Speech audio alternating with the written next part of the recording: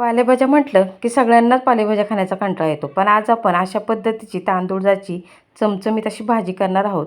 चला तर मग रेसिपीला सुरुवात करूया. जर तुम्ही अशा पद्धतीने भाजी केली तर अगदी लहानांपासून तर मोठ्यांपर्यंत भाजी आवडीने खातील.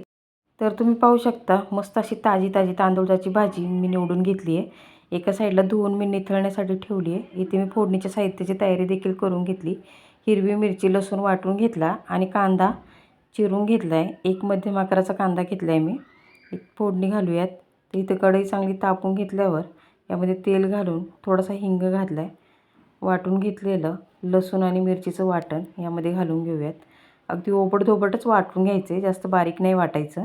एक साधारण 2 मिनिट छान असं परतून घेऊया ते फोडणीमध्ये.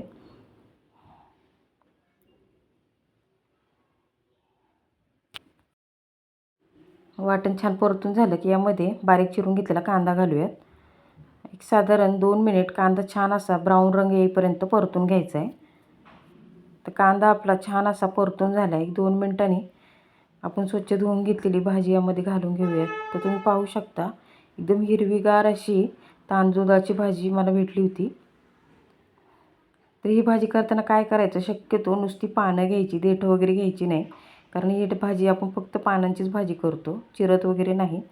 तर यामध्ये मी सुरुवातीला मीठ घातलेलं नाही आहे. भाजी जरा खाली बसली की आपण यामध्ये मीठ घालायचं. आता यामध्ये मीठ घालून घेऊयात. काय होतं ना, भाजी खाली बसली की अंदाज येतो. कारण भाजी खाली बसली की ती कमी होते, त्यामुळे मिठाचा व्यवस्थित अंदाज येतो. त्यामुळे शक्यतो भाजी खाली बसल्यावरच मीठ घालायचं. तर इथे मी चवीनुसार मीठ घालून घेतलं आहे. आता मीठ घातल्यावर एक साधारण 5 मिनिट झाकण ठेवून ही भाजी शिजवून घ्यायची आहे. मीठ घातल्यावर थोडंसं परत एकदा हलवून घेऊयात.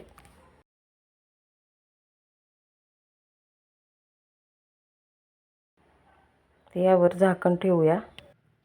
झाकण ठेवल्यावर एक साधारण 5 मिनिट आपण भाजी छान शिजवून घेऊ.